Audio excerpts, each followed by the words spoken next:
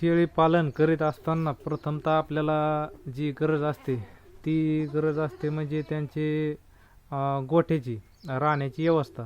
त्याच्यासाठी आपण एकदम भारी असं कमी खर्चामध्ये शेड तयार केलेलं आहे.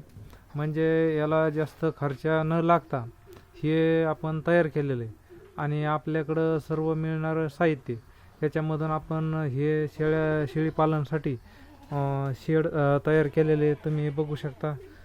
आपल्याकडे असलेले बांबूचे ज्या झाडाचे काड्या ह्याच्यापासून आपण ह्या काड्या लावून घेतलेले आणि व्यवस्थितरित्या अशा तारीच्या साह्याने बांधून घेतलेले बघा.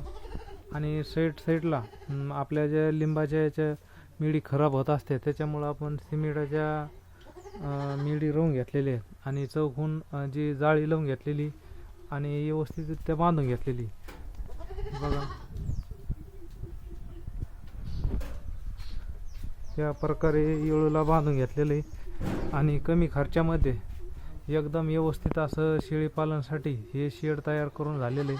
तर शेळी पालन करीत असताना प्रथमतः आपल्याला कमी खर्चामध्ये जर शेड बांधणी करायची असेल तर आपण या प्रकारे येळूच्या काठ्यांचं शेड तयार करू शकता आणि याच्यावरून आपण एक ताडपत्री बांधू शकता आणि साईडनं नेट जाळी बांधू शकता जेणेकरून आपल्या शेळ्यांना मुबलक अशी हवा मिळेल आणि वास शेडमधून बाहेर येईल. त्याच्यासाठी या प्रकारे अंमल योजना करणं फार महत्त्वाची आणि त्यांच्यासाठी प्रथमतः आपल्याला 2 असे दावणी बनवून घ्यायच्या जेणेकरून शेळ्यांचे जे पाय देण्याची जी सवय असते ती मोडून आणि याच्यामध्ये शेळ्या पाय घालीत नाही आणि मुबलक चारा खाते. त्याच्यामुळं ही शेळी पालन करीत असताना दावण ही करणं गरजेचे.